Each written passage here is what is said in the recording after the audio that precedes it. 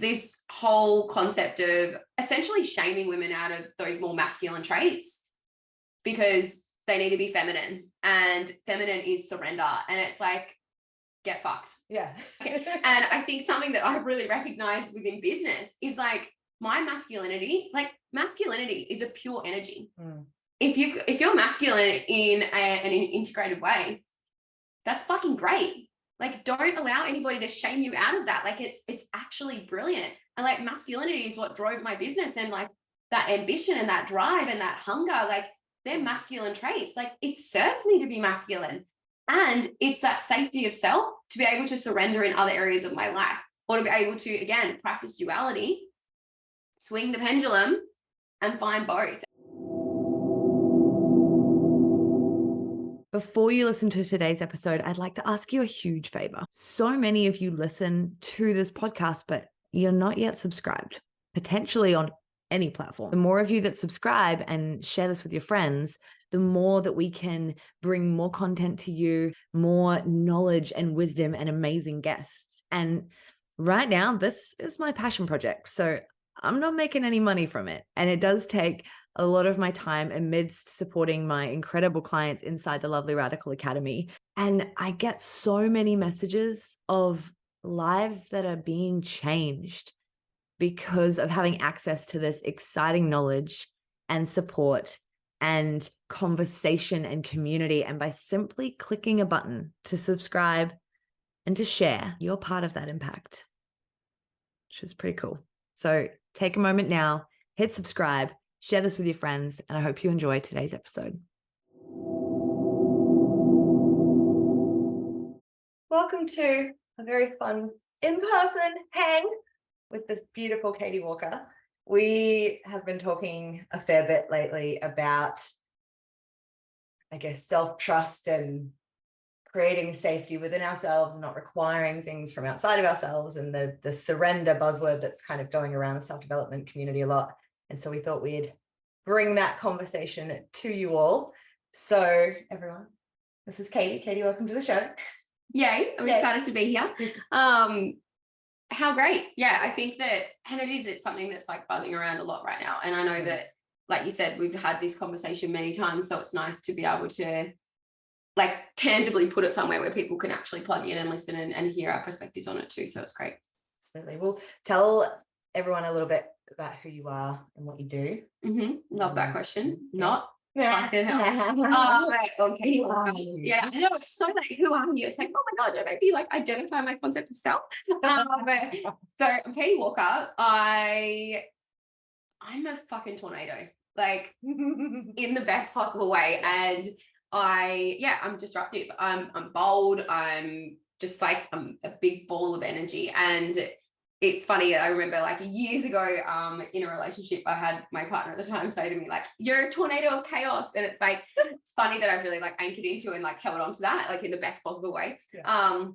But I guess that's kind of like who I am as a person. But I guess what I do is we're obviously both in the coaching industry. And I think that my like key, I guess, vision and drive with coaching is giving people or handing people the keys to unlock the most powerful parts of themselves. And through that, a lot of the time, and a big like element of what I do is with shadow work and concept of self and all of that jazz. And it's often recognizing what are the parts of yourself that you've thrown to the shadow and how can we utilize that, because that's your fucking magic. Like there's so much magic in these traits that you've deemed negative, and helping people to recognize that and anchor into that power. That's me.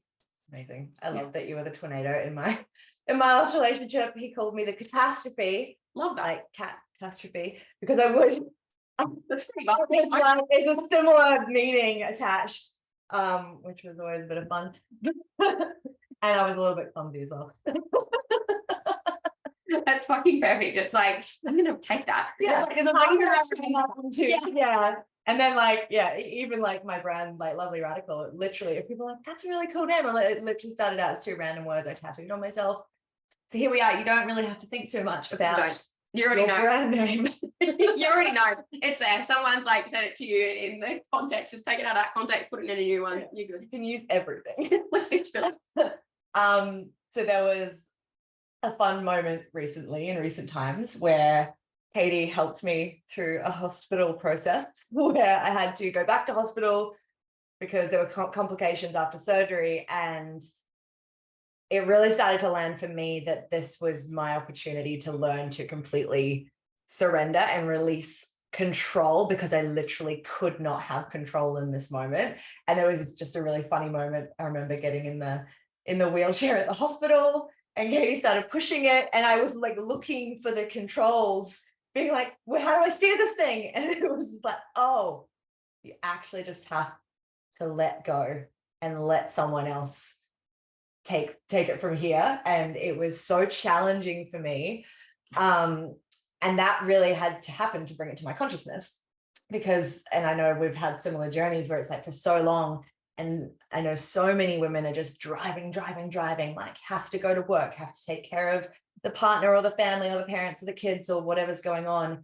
And we don't stop to think about like what control is for us, or what our center or our identity or our stability is for us, to then know that whatever's happening, we're actually safe. Like in that moment, if I didn't have the awareness of myself, I would have probably felt incredibly unsafe.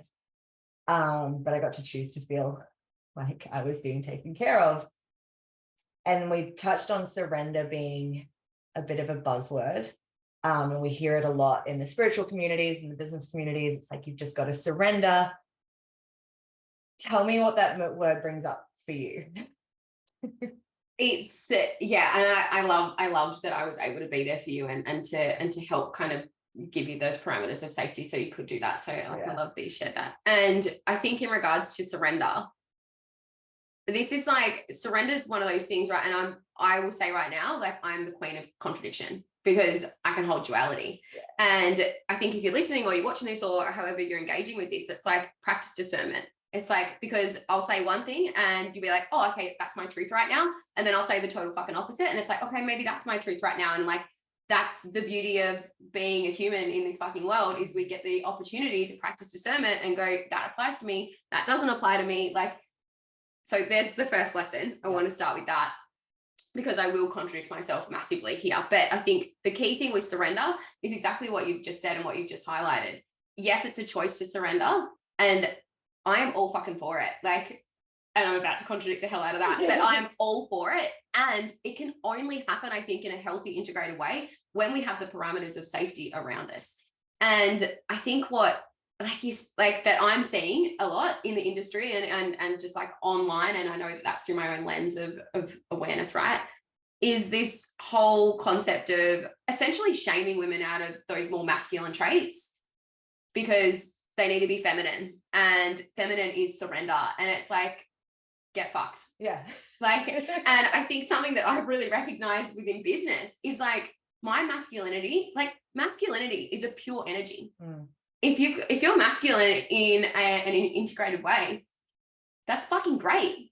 Like, don't allow anybody to shame you out of that. Like, it's actually brilliant. And like, masculinity is what drove my business, and like that ambition and that drive and that hunger, like they're masculine traits. Like, it serves me to be masculine.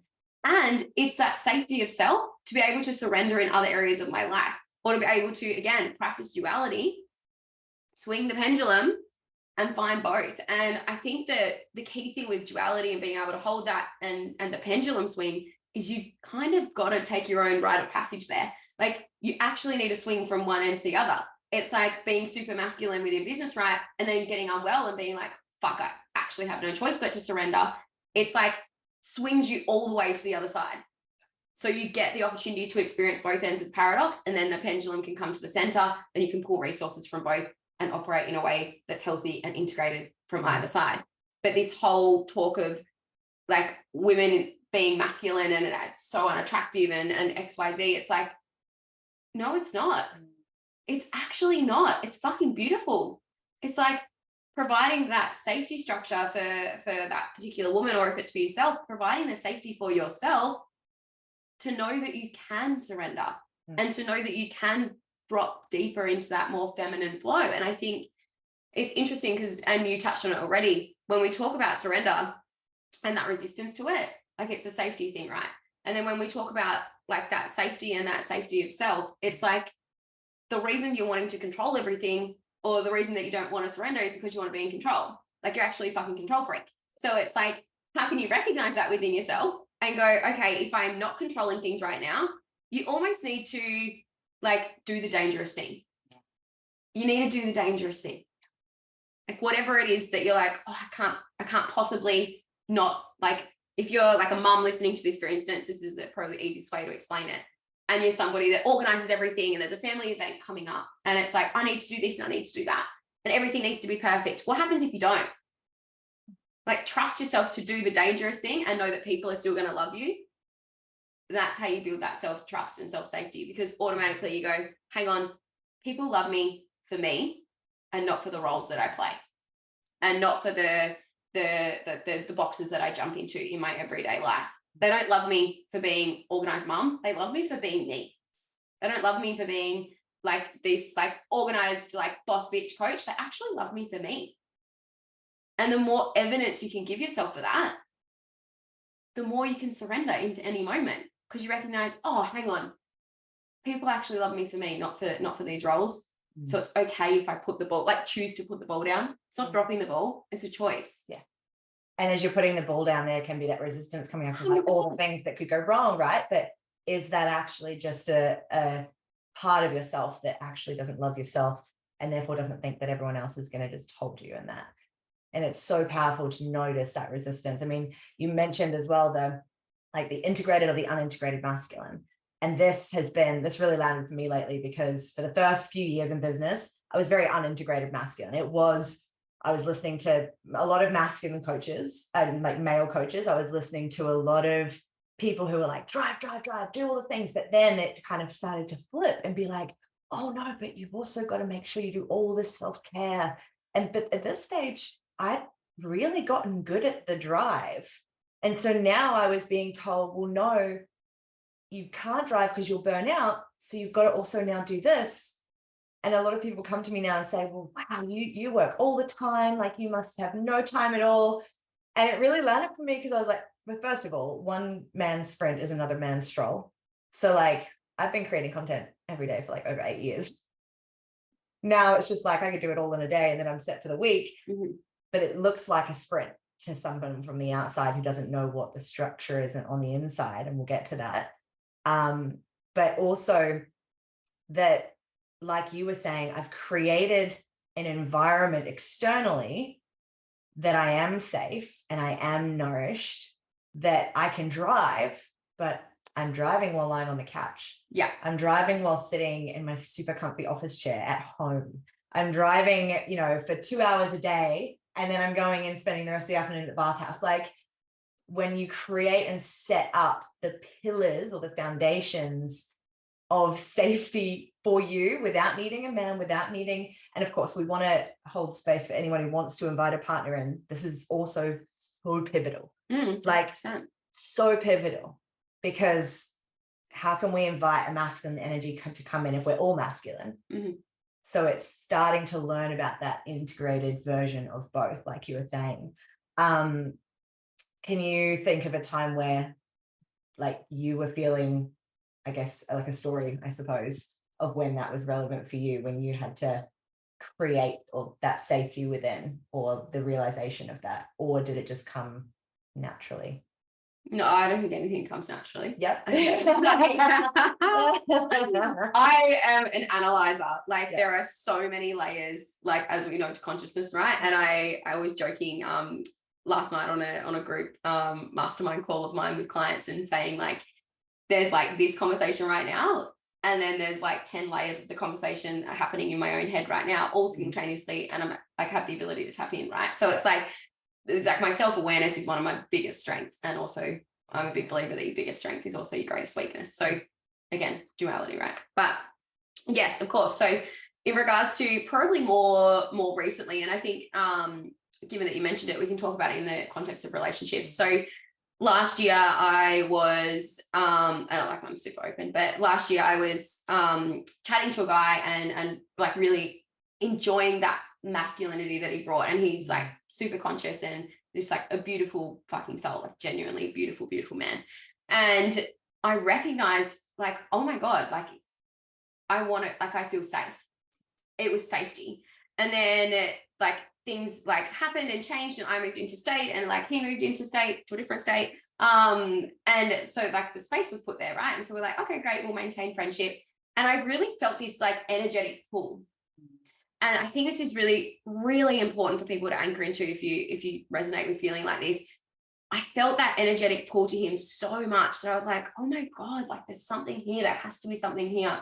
And super thankful that, again, he like is quite a conscious person. And because I again, super open, brought it up with him and was like, fuck, I'm really feeling this like energy pull. It's like you're like pulling me, like what is that? And he's like, and his answer was, is it me or is it something that I'm giving you?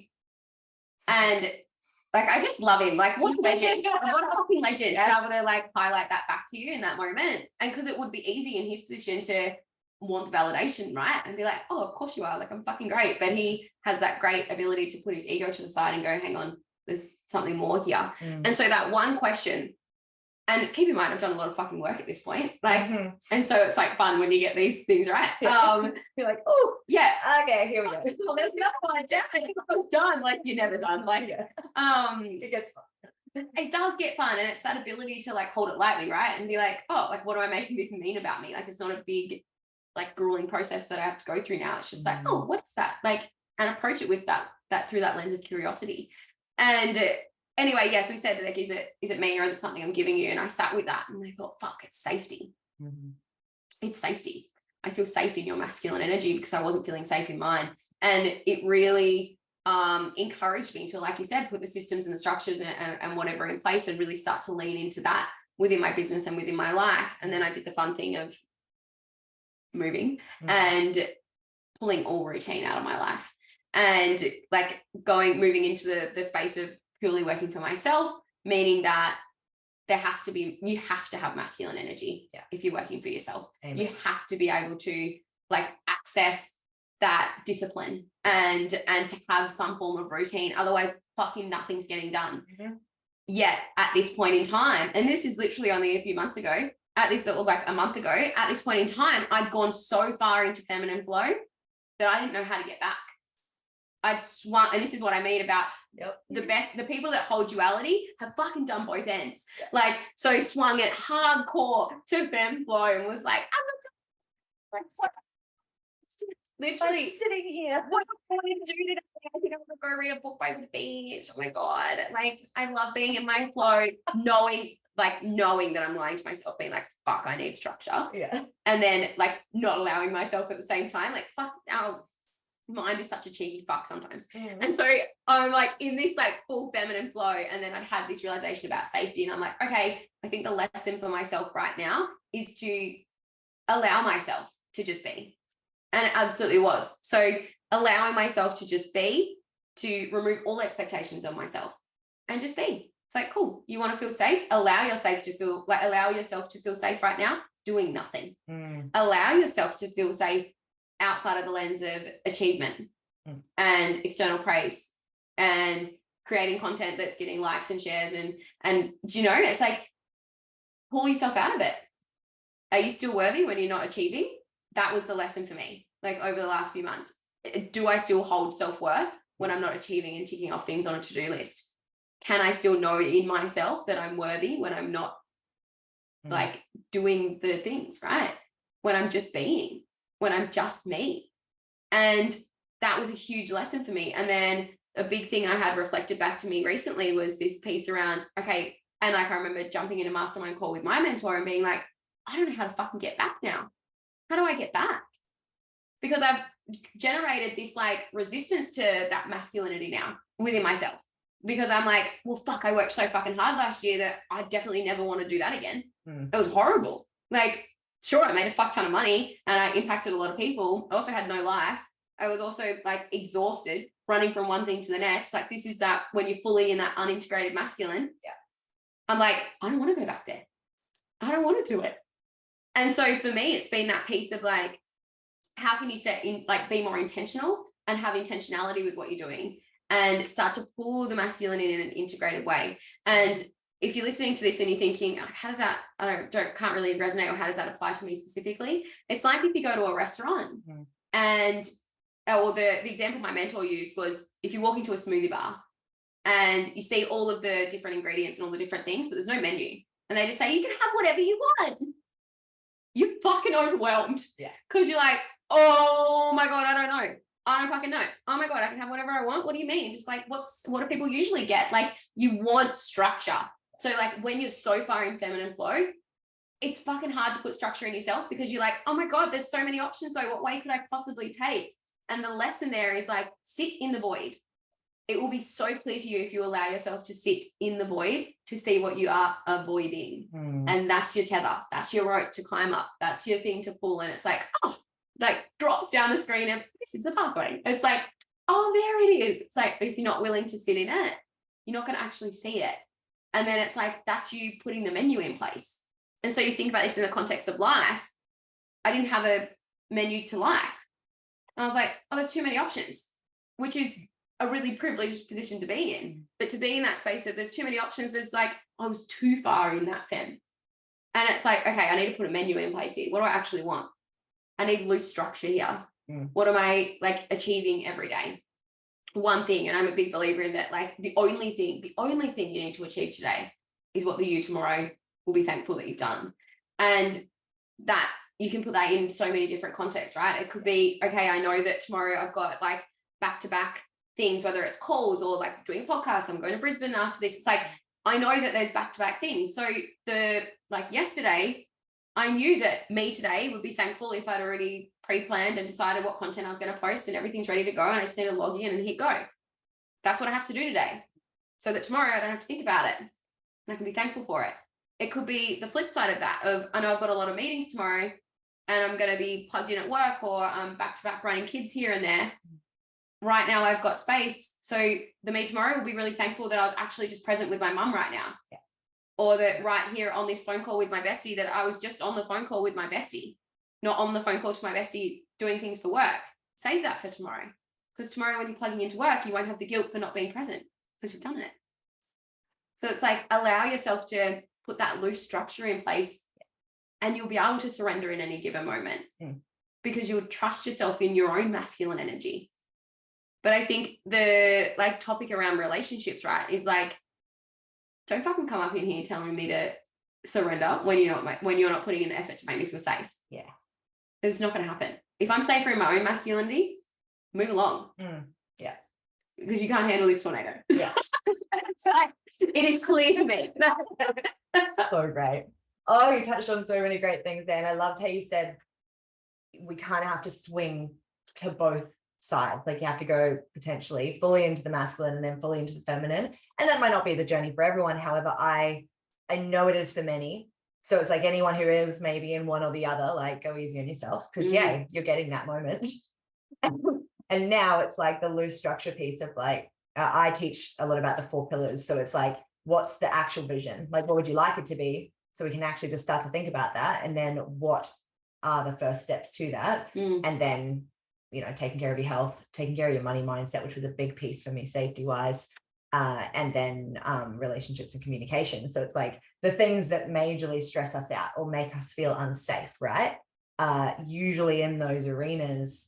And that can be such a powerful place to start to create structure and loose structure and gentle structure to be like, wait, what does make me feel safe? Because you touched on that you learned that from that relationship. In the last 5-6 years, the only couple of guys who've come in for the first time in my whole life experience actually were pretty sorted with money, as far as I know. You know, they're sorted with money, sorted with where they were living, sorted with where their trajectory was for their life. And that was totally new to me because I've been hanging around with people who had no money and weren't doing anything. And so that was great. And I had that experience of the nervous system softening. But then, of course, when they weren't there, it was like, whoa. You're back in chaos. And I was never asking, like I was never taking money from them. I was never any of that. But like, it was like, I don't have that in me. And now I have a reference point for what I can feel like. So that's great. Thanks, guys.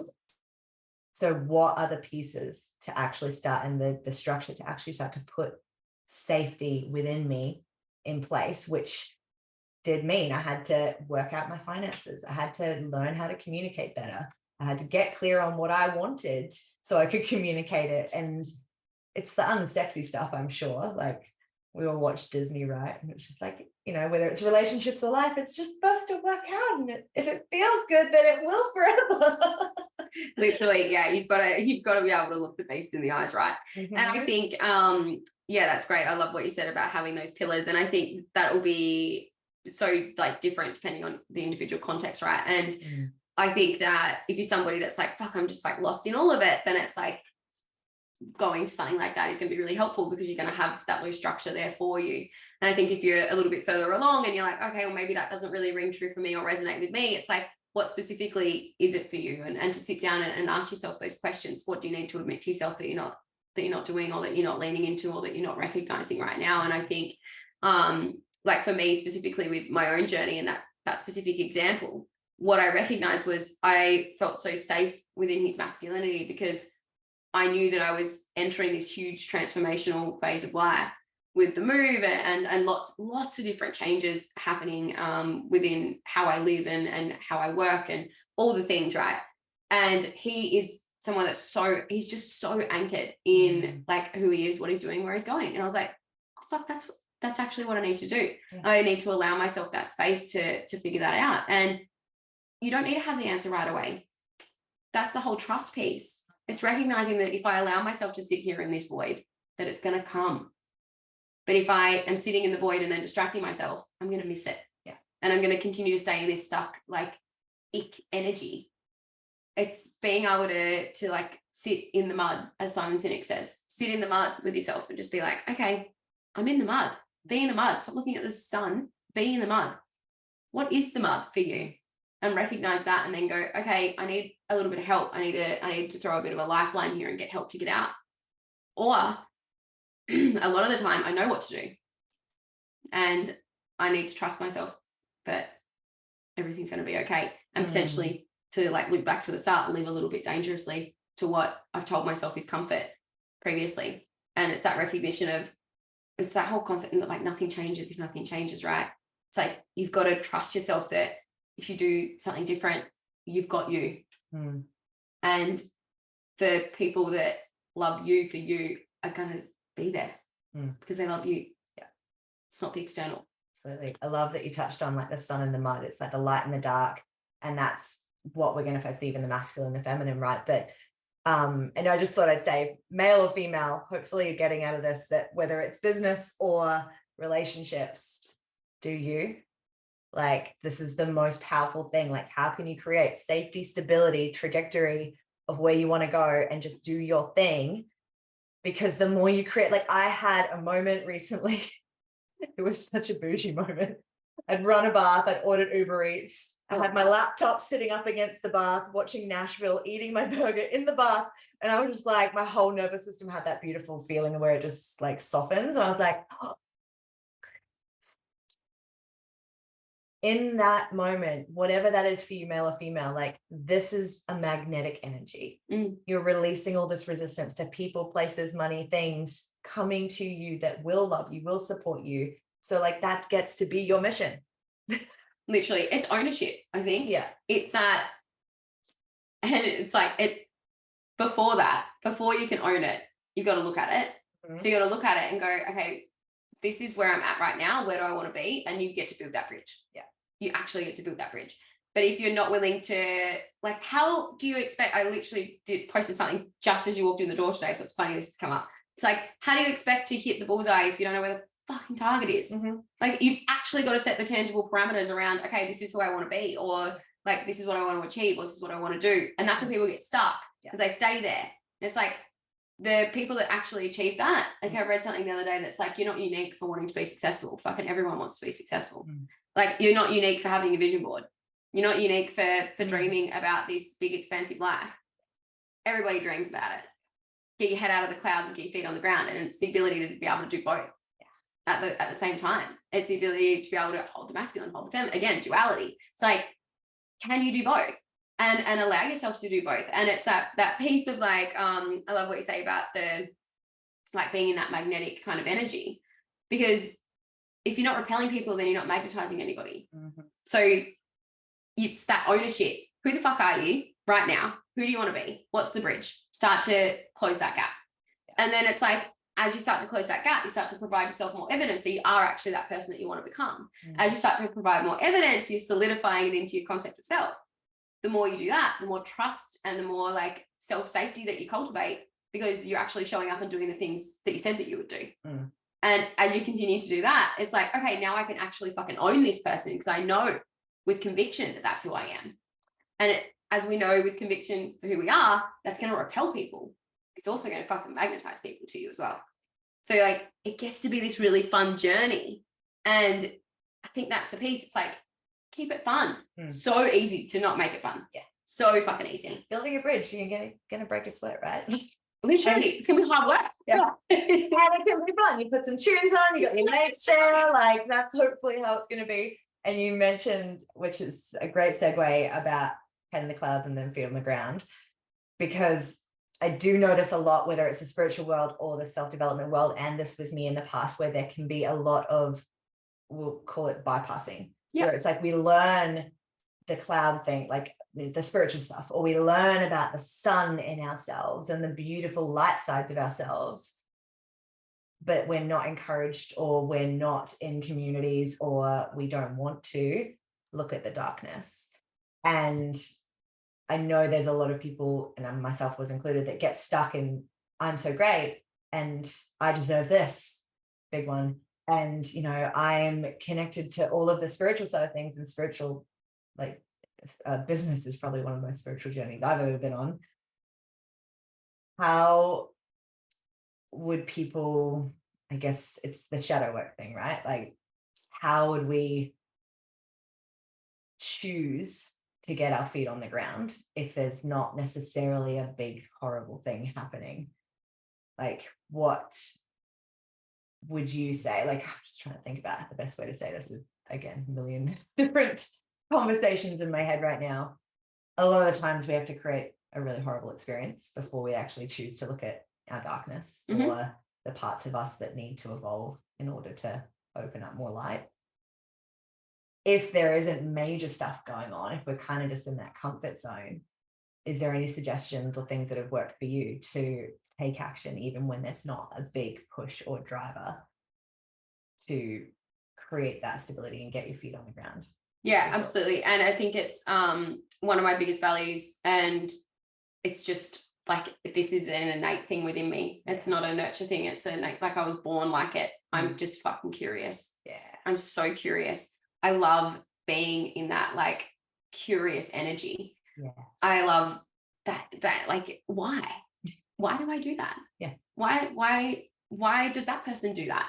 Like, I'm obsessed, like fully fucking obsessed. Same. Where I'm just like, I want to, what's that? I need to pull that thread. Oh, I need to keep pulling it. Like, I'm just like, oh, okay, keep going. Why make that person say that to that person? Google. Literally. Or like, why do we inherently do things a certain way? And like, I'm a fucking nerd. I'm such a nerd. So I'm always engaging. I always want to be learning. Like, even things down to the piece of like, what is innate in all humans? And like a really easy example of that is like rhythm. If someone's nervous, they like typically like, they want to like tap, or they want to like create a rhythm that's like that external piece that they can attach to their internal frequency that's happening right now. And that if somebody mirrors that rhythm and starts to slow it down, that will cause them to internally slow as well. And it's like these kind of things, I'm actually just obsessed with human behavior and the human psyche. And I think that's been the biggest thing. If things are like fucking cruisy for me, and again, this is that marriage of like, I'm also really fucking ambitious. So like, I'm curious internally and I'm curious externally. So I'm always asking myself like, fuck, how can I achieve more? Like, not from a place of needing it, from a place of just being like, what the fuck can I create? Like, this is all a big game. Yeah. How big can I go? Like, how many people can I impact? What else can I do? How can I be more bold in my life? How can I be more this or more that? Or like, it's different for everybody, right? Like, being bold and disruptive are big values of mine and big values of my brand. And so that's where my energy is directed. But it could be in any way. How can I be more loving? How can I be more compassionate? Like, we can start to ask those questions and then start to go internal and be like, oh, for what purpose am I not doing it now? And then you can start to dig in that little bit deeper. And if it's like for the, like, because being bold and being confident, I don't really know when I started doing that. Like, it's just me. Like, I've just been, yes, I think for some period of time, it was like this external confidence, not necessarily internal. However, I've always been able to express it. And it's feel like I've just like married my internal like representation to that external projection, right? And so through that journey, it's like being able to recognize like, okay, if this is so easy for me, why? And why isn't it easy for other people? And then if that, and a lot of the conversations I have with clients, of course, is around confidence and being bold and showing up like that, because that's why they come to me. And so I would ask them like, what do you make it mean about you if you're bold? Like, this is shadow, because it's going, oh fuck, well, I say that like, oh, I'm disruptive, or I'm taking up too much space, or no one actually fucking cares about my opinion. Or my parents said something along the lines of, you know, it's like the tall poppy syndrome. Oh, like they're being a bit too loud and proud. Yeah. So you can start to pull that thread, right? And start to look at it. And this is where it's like, oh, this pulls your feet back to the ground, because it's like, oh, okay, now I can look at the past and see how that's actually projected me to this point in my future or on my timeline. And I think the next question after that is, because a lot of the time it's like, oh, XYZ will think XYZ. And it's like, okay, well, what is the story that you're curating in your mind and planning in theirs, and telling yourself, oh, this is what they would think. Like, what are you making other people like make it mean about you? And what's that story that you're relaying to yourself? And even things like showing up on social media, it's never been a problem for me. And so when like other people in the industry or business owners come to me and they say like, how do you do it? How do you just like jump on stories and talk? Or like, and it's like, it's so easy for us, right? And this is the piece of like, it's fucking not for everyone. Yeah. And so it's like, oh, okay, what is it? Like, what is it that makes it easy for me to be seen and to be visible like that? And start to reverse engineer it and look at it like that. It's like, because if I see people resharing, we've got no fucking idea what they're saying. We got no idea. I've seen some of the ones that do something about me. It's like, well, that's like being able to hold hey, it's me, I'm the drama. But it's like, when you like look at that, it's like, without running down the rabbit hole and like actually seeing the evidence of it, what story are you creating? What's the story that you're fucking creating in your mind? It's like, you see that reshare, like 10, 20, 50, 100, whatever the fuck it is, reshares. Are you telling yourself people are resharing it because your content's fucking fire and you're like on mission and you're like, fuck yes, this is resonating with people? Yeah. Or are you telling yourself that they're sharing it and bitching about you? Because you don't actually fucking know one way or the other. So it's like, what stories are you telling yourself? What conclusions are you drawing? And then being able to like zoom out, that's going to get your feet on the ground. To go, oh, hang on, what side of the coin am I actually looking at right now? And am I going to be better if I zoom out? And that's the piece of, you could potentially be looking only at the side that's your ego and saying, oh, everyone thinks I'm great, but then you're never looking at how you can be better. Or you can be looking at the side of saying, oh, everyone thinks I'm shit, and then you're never actually anchoring into your power. So like, people, when they talk about shadow work, I think it's so, people are so quick to assume, oh, what things have I thrown that are like the more negative traits, right? Like, oh, I'm not an angry person. You've just suppressed it really well. Literally, well, I don't feel safe around you. Yeah. Like, it's like, what do you need to be? Yeah. Like, you want to be able to access anger. Yeah. So anger is also passion and motivation. Yeah. So it's, again, it's that, what side of the coin are you looking at? And how are you expressing it? And how you're transmuting that energy? Because it's just energy. It's all pure. Like, there's no good and bad, right? But what I often find with clients when we get into talking about concepts of self and shadow is, a lot of the time people think of shadow work and they think of that. They think of, oh, it's integrating negative traits. Not necessarily. A lot of the time it's fucking integrating really positive, powerful traits that you've said, that's not me. Oh, but I couldn't possibly be confident. Or I'm not powerful. When the fuck did you decide that? Let's look at the evidence. Like, and actually starting to go, oh, can I pull that back into my concept of self so that I can be solid and solidify who I am in that? Because it's going to want to come back in anyway. So if you've thrown power to your shadow, it's going to seep back in. And it's going to seep back in like throwing your opinion in spaces where you haven't actually thought about it, or you haven't actually like looked at the conversation, and it's just like, fuck, she's so fiery and she's just so opinionated, or she's so intimidating. It's like, it'll leak out in business, it'll leak out in your relationships. Even like, if we look at the projections piece, like I remember the first few years of coaching, I was like, I don't actually want to be a coach, because all of these people I'm helping I knew it, but I didn't know it. I was like, they're all reflecting back to me parts of myself that I'm not looking at. And we'll get that in our lives and in all of our relationships and the connections that we have until we choose to look at it. Like it's gonna surface. Yeah, which is fun. Yeah. And so the life hack is being able to identify it faster and to be able to clean it up within yourself. Yes. And this is one of my favorite paradoxes to hold, is the like everything has a like lesson for you, and not everything is about you. Yes. Like people that are going to project on you, and it's being able to witness that and go, okay, this isn't actually mine to hold right now, and go on your fucking merry way. And then also recognizing, oh, but that is me. So where am I projecting onto other people? Like it's not always that direct correlation. And I think that's where people get caught up in the whole mirror concept, right? It's not always so direct. It's not always so black and white. It's like, you've got to be able to, again, zoom out and go, oh, interesting. Like not everything's about me, and every fucking thing is a mirror of me. Yeah. And being able to, again, swing that pendulum. Something within me. I say to clients all the time, I'm like, if they're coming to me saying, this thing happened today, I'm like, cool, does it actually bother you? Like, is it really triggering you or activating you? And they're like, oh, not really, it's just kind of annoying. And I'm like, cool, well, can it just be annoying? Could it just be maybe a past version of you that you're annoyed that they're not doing the thing that you've done? Or if it is really activating you, cool, how is it you? How can we find out where you're doing the same thing somewhere? Yeah. Because you clean it up and then it's no longer annoying. And you just, get to flick the switch. And I think with those little niggles and those little annoyances, it's like, it's not a big thing. So it's like, okay, well, it's not a big thing. And you're admitting that. So where in your life is there like not a big niggle, but there's a little niggle that you're avoiding. Yeah. There's that little thing in the back of your mind, and it might just be like, oh, I actually need to pay that bill. Or, oh, yeah, that's right, I actually need to do X, Y, and Z. Or, oh, I'm getting a bit sloppy with my hydration. Like whatever it might be. It's like, okay, well, that's what it is. Just fucking clean it up. Yeah. Exactly. And it's the ability to look at it and not be so serious. Like, fuck, it doesn't have to be so serious. Like we actually get to have fun with this work. And I think, like, I almost feel a little bit sorry for the old shadow work. Like, no, darling, like, she's got a bad rap. Like, no, it's actually the best. And it's fun. It might be like, for a minute, especially in the way that I know, work with people. We try and get straight in there. Yeah. Cool. There it is.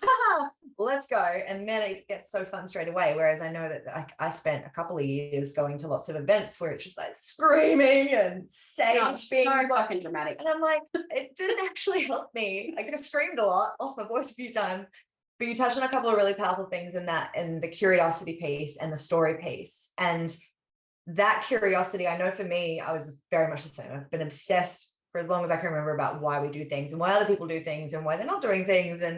And the fact that we have access to like unlimited sources of information now. And again, discernment comes in whether you think it's the right information for you right now or not. But that thread that you can follow creates some kind of excitement.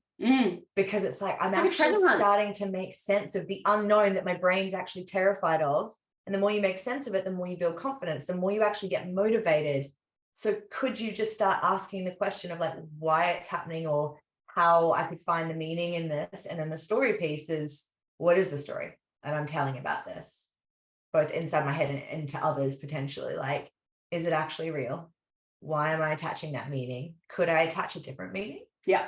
Because like I have it with myself all the time. I had to pull myself up in hospital being like, there was a point where I was just like, this sucks. Like, why are they taking so long? I felt bad that you let me visit with me. It was like hours.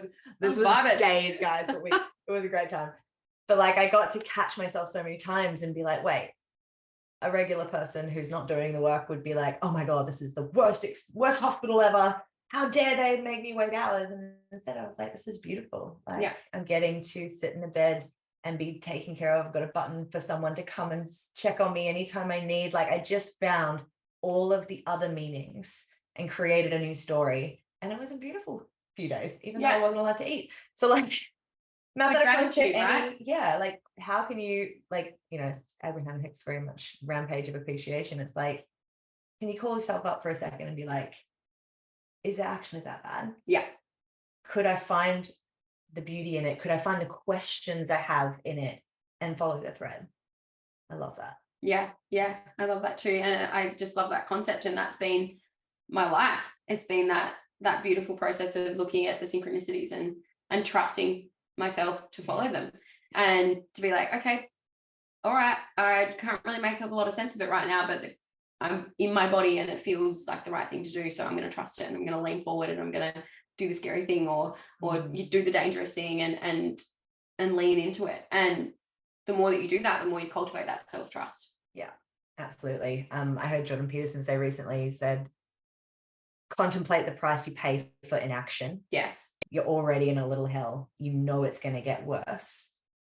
So it's like, we don't actually think, because it's that quiet thing that happens if we don't do anything, and we don't do anything. Maybe we go and talk about how we're not doing anything, or we're complaining about how something's not working.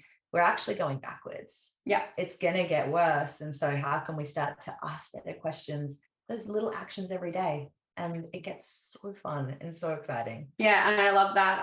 I recently listened to a podcast like talking about that. And it wasn't JP, it was someone referencing JP, but it was that concept, and it was talking about the fact of like the price you pay for inaction is like anxiety, right?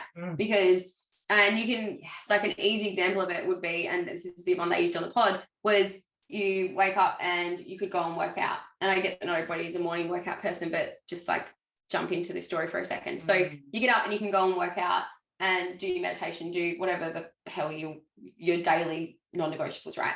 So you can get up and do it straight away, and then you can have the rest of the day in a state of self like praise and being in that like, fuck yeah, I've like done that. Yes, I've already ticked that off. And you can operate the rest of the day in that energy. Or you can get up and hit snooze so many times, you don't have time to do it before you got to go to work or got to answer to other commitments. And so it gets pushed to the end of the day. And now your day is in the contemplation energy, or that anxiety energy of, oh, fuck, I've still got to tick that thing off. And like, even though it may not necessarily be anxiety, it's taking up that mental space and taking up that mental energy of like, oh, I've still got to do that.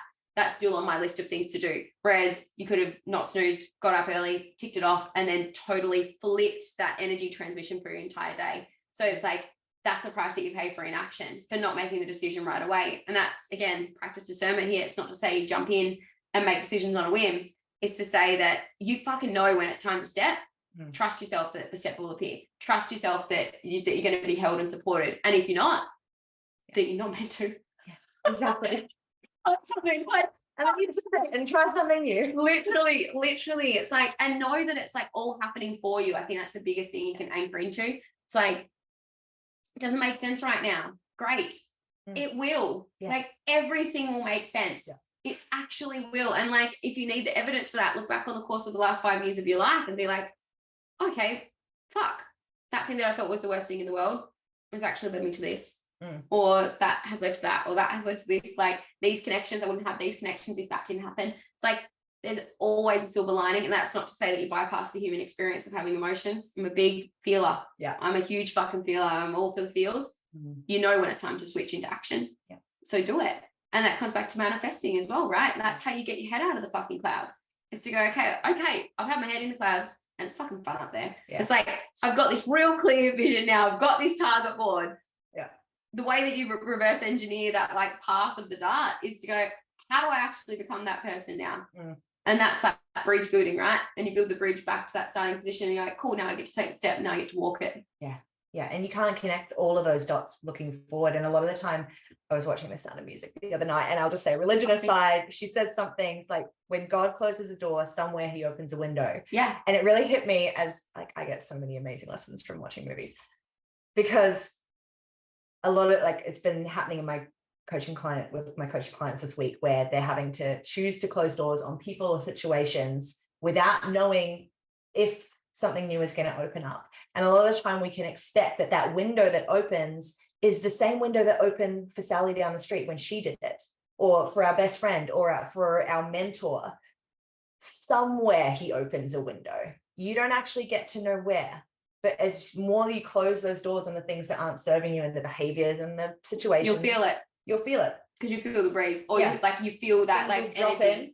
in. Opportunities, people, new places drop in, and you're just like, oh, go for it. Like, can you lean in knowing that everything is for you? You cannot get it wrong. And it's that piece of like, once you learn the lesson, once you're willing to look at it and admit to yourself there's a lesson there, and this is the action piece for me to transcend, that's closing the door. And if you're not willing to do the action piece, the door's going to stay open, and then you're going to miss those other opportunities. One of my biggest drivers, and I heard it so many years ago and then heard it recently on the online seminar I know that you plugged into as well, is the concept of like you at the end of your life, you sit down with your creator or God, source, universe, whatever the hell you want to call it, your higher self, whatever it is for you. And they slide an envelope across the table and it's, this is a life that I like had designed for you. This is a life that you were meant to have lived if only you would have gotten out of your fucking way. And it's like, I literally heard that, I reckon 6-7 years ago. And it's such a driver for me. Same. It's like, go. Who cares?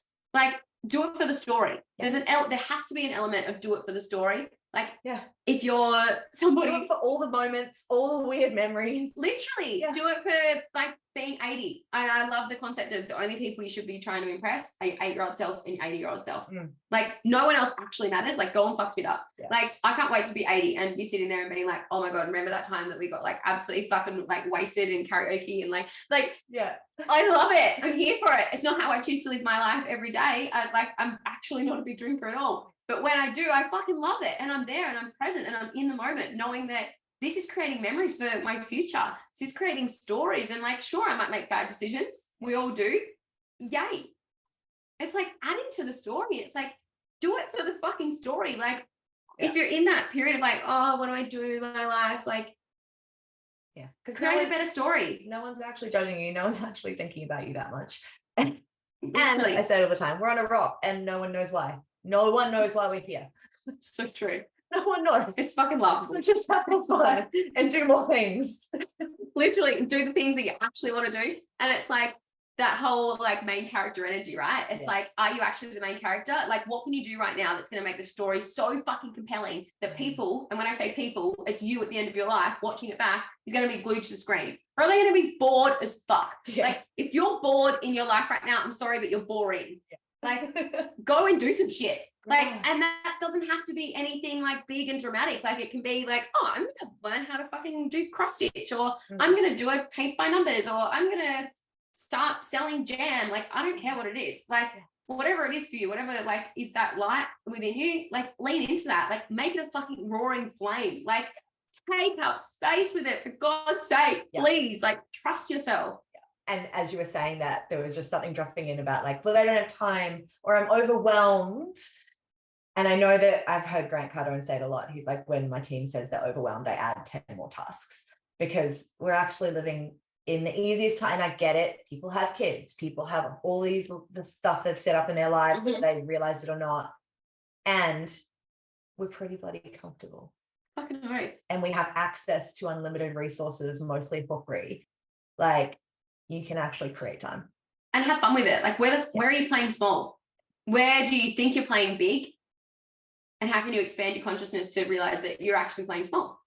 It's like in the coaching industry, I remember first hearing that you can make $10,000 a month, and I almost died. I was like, what the actual fuck? What does that mean? What the hell? And like now it's just like normal. Oh, and now my mentor is like fucking like, I'm in something tomorrow with a coach, and she makes $1 million in a month, and I'm like, I'm sorry, in 4 weeks, what? Like, there's always more. Like, there's always more. And it's like, operate in that frequency, not from a place of lack and need, but from a place of desire and like, what can I do?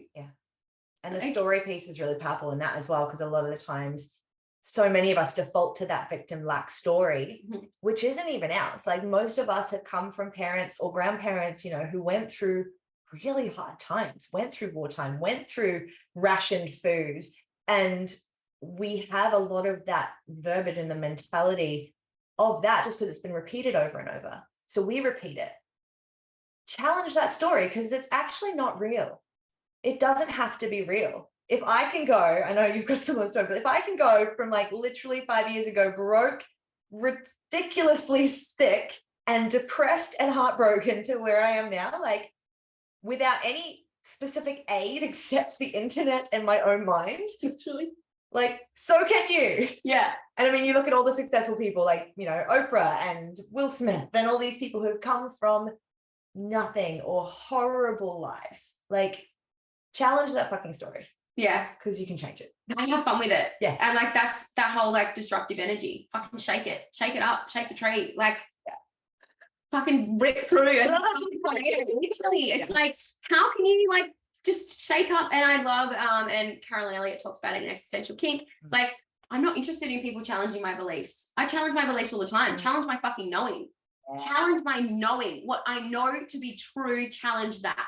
Like, then I'm like, oh, I like you. Yeah. Fucking bring it on. Like, I'm like, I've just spent the last 10 years challenging all of it, day in, day out. I know why I'm here. Yeah. I know what I'm doing. I know why. And I know how to challenge myself. So yeah. It's when you can speak to people on that next level, it's just like, here we go. Yeah, literally. And it's like, and that's something that, like, if you're watching this as well, it's like, ponder that. Like, what am I telling myself that isn't even a belief, it's a knowing? Like, oh no, I know that X, Y, Z. And like, even use that as like a prompt. Like, here's a list of things that I know. I know this, I know that, I know, and then ask yourself, do I? Yeah. Or is it a story? Yeah. When was the last time, like, where's the fact checking? Where did it start? Where did it come from? Yeah. Like, is it this knowing that, like, oh, I know that money doesn't grow on trees. I know that you have to work hard to be successful. I challenge you to find some evidence of, like, of the flip side of that fucking coin, because you're going to have a much funner time. Yeah. And it's like, can you research both sides? Yeah. Can you actually, before you form your opinion, because a lot of the times we form our opinions off like a 2-second clip on the news, and now that's our new hill to stand on, and we'll die on that hill because we're repeating a talking point from a media that is being paid. Like, where does it come from? Yeah. Whatever the context. Yeah. And are you living your life based on other people's knowings, or are they your own? And like, that's empowering. Fuck, that's so empowering to be able to go, am I living my life based on the knowing of other people? And have I just gone, I'll take that. Yeah, I'll take that. And how much do I know about those other people? Are they happy? And do I actually want their fucking life? Do they have good relationships with their partner? Are they wealthy? Maybe not. So I ask everyone this question at the end, because it was something that really drove me to create business, because I've seen leadership done really well and really poorly. And I learned so much about leadership along this journey. So I'd love to know what leadership means to you. Oof, love that. Leadership is, to me, duality. It's holding both sides. It's recognizing that I'm the fucking best. Yes. And I'm not worthy of this position that I'm in. It's being able to hold both. It's being able to go, okay, I am in this extremely, like, blessed and privileged position where people look to me to lead, and I have to lead myself first. It's leadership, I think, it gets this rap of like, they know what they're doing. No, they don't. Everyone's winging it. Everyone's fucking winging it in some capacity. And it's that piece of being able to see leaders as humans and not as robots. And that's what leadership to me is. It's being able to go, this is my knowing and this is my truth right now. And again, like I said at the start, have the ability to contradict yourself left, right, and center. Because it's being able to go, this is who I am, and I'm open to other opportunities. I'm open to other perspectives. I'm open for people to challenge my knowing, and it's on me to determine if I accept it or not. That's leadership. It's being able to take that, like, feedback and alternative perspectives on, and not be like, no, to be like, interesting, and to approach it with a curious energy. And to be able to, like, in the same breath, hold true to who you are, so that you can create and help other people create and cultivate safety in themselves by being a safe leader in yourself. It's like, it all comes back to you. I think that's what leadership is. It's knowing who the fuck you are, why you're here, and then exploring all avenues of that. And being willing to change your fucking mind. So what's next for you? What are you excited about? Oh my God, I'm excited about so many things. I feel like as I pull this like structure and masculinity back into myself and my life and my business, and really anchoring to being here, that's what I'm excited about right now. I'm just excited about this phase of my life.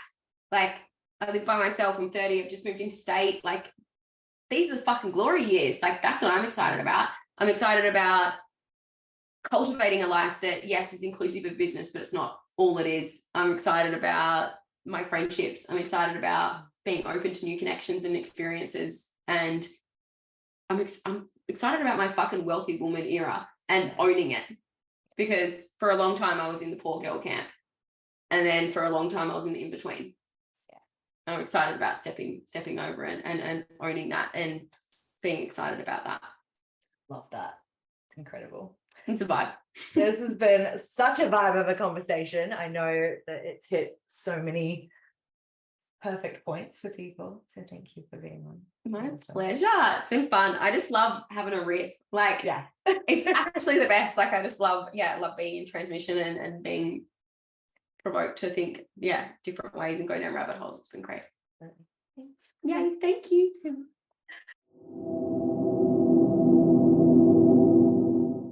If you like that episode, then make sure that you click here to check out some of the other conversations with my amazing guests and friends. And if you really liked it, you can click here to subscribe so that you get notified each time a new episode goes up. And you can click down here to share it with your friends if there's something that they might also like to know. See you next time, lovely.